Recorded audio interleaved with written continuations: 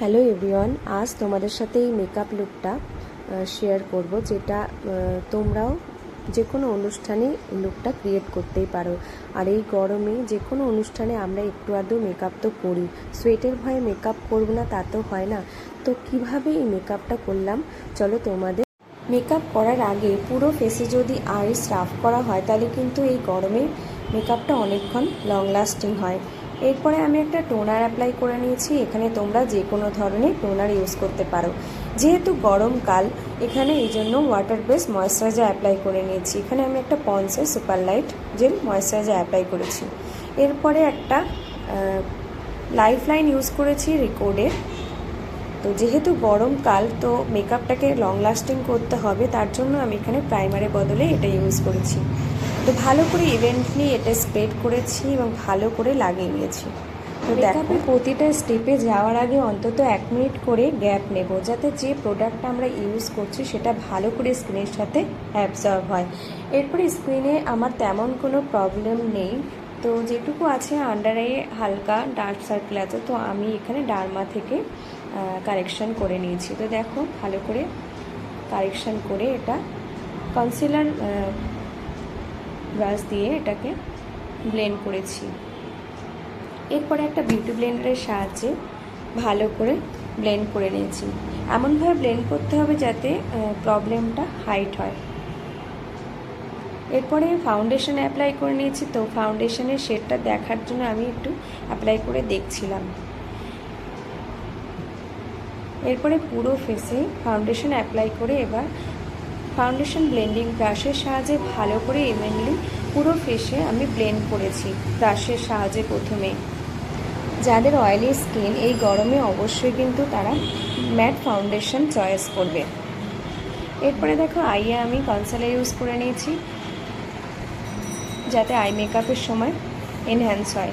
এরপরে highlight জোনগুলোকেও concealer use করে নিয়েছি এবং ভালো করে ব্লেন্ড করেছি।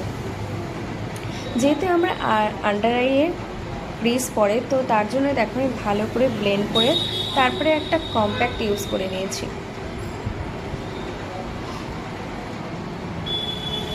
যাতে পুরো ক্রিমি ব্যাপারটা লক হয়, তার জন্য কম্প্যাক্টটা ইউজ করেছি। তো এরপরে আমি আইব্রো করে নিয়েছি। আইব্রোটা আমি খুবই ন্যাচারালভাবে করেছি, তো ভীষণই ন্যাচারালভাবেই করেছি যাতে ওভার না লাগে। এরপরে একটু আমার গোলুমলু গালটাকে একটু সরু দেখানোর জন্য একটু আমি কন্ট্রোল করে নিয়েছি। তো দেখো আমি নোজটাকেও কন্ট্রোল করেছি। এরপরে আই মেকআপ করে নিয়েছি। আই মেকআপের জন্য আমি এখানে কোনো আই প্যালেট ইউজ করিনি। এখানে আমি কন্ট্রোল প্যালেট থেকেই প্রথমে ক্রিজ লাইনটা করে নিয়েছি একটা ব্রাউন শেড নিয়ে। এরপরে আমি ব্লাশার প্যালেট থেকেই দেখো আই ম্যাজিকের ব্লাশার প্যালেট থেকে আমি আইয়ে হালকা পিঙ্ক কালার দিয়ে ভালো করে ব্লেন্ড করে নিয়েছি পুরো আইয়ে একটা ফ্লাফি ব্লেন্ডিং ব্রাশের সাহায্যে। এরপরে আমি কোনো সিমার ইউজ করিনি। এখানে আমি ওই আই ম্যাজিকের ব্লাশার প্যালেট থেকেই হাইলাইটার নিয়ে হালকাভাবে আমি আইলিটে ইউজ করেছি। এরপরে লাইনার ইউজ করে নিয়েছি। এরপরে দেখো আউটার কর্নার থেকে একটু স্মাচ করে নিয়েছি। এরপরে আমি মাস্কারা ইউজ করেছি। তো দেখো এরপরে লিপটা ড্র করে নিয়েছি।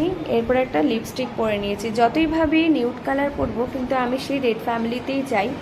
তো দেখো একটা মেরুন ঘেঁষা লিপস্টিক ইউজ করে নিয়েছি লিপ প্যালেট থেকে। এরপরে ব্লাশার লাগিয়ে নিয়েছি। আগে আমি কোনো ক্রিম ব্লাশার ইউজ করিনি, তো আমি পাউডার ব্লাশই ইউজ করেছি। এবার পুরো মেকআপটা একটা ফিক্সিং স্প্রের সাহায্যে ভালো করে স্প্রে করে লক করে নিয়েছি। হালকা স্প্রেটা ড্রাই হওয়ার পর একটা হাইলাইটার ইউজ করে নিয়েছি, যাতে হাইলাইটারটা থাকে। তো এই ছিল আমার পুরো মেকওভারটা। তো কেমন লাগলো অবশ্যই জানিও, আর তোমরাও এরকম ধরনের মেকওভার অবশ্যই করতে পারো এই গরমে। আর কেমন লাগলো অবশ্যই জানিও।